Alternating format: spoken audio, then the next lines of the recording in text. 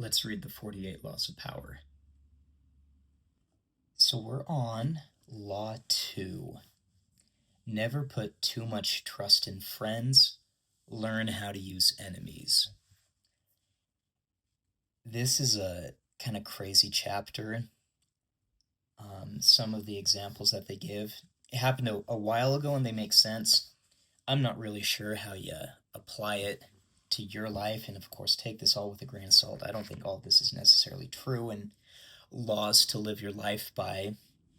But let me just read the summary. Be wary of friends. They will betray you more quickly, for they are easily aroused to envy. They also become spoiled and tyrannical. But hire a former enemy, and he will be more loyal than a friend, because he has more to prove. In fact, if you have more to fear from friends than from enemies, you have more fear from friends than from enemies. If you have no enemies, find a way to make them. It gives a story of Michael III, who was the emperor in the Byzantine Empire. And just some background on that. His mom was banished to a nunnery. Her lover had been murdered, and so he comes into the throne. He's a young, unexperienced emperor surrounded by murderers and people that want to take advantage of him. And so he goes to his friend, Basileus, and makes him his second-hand man, essentially.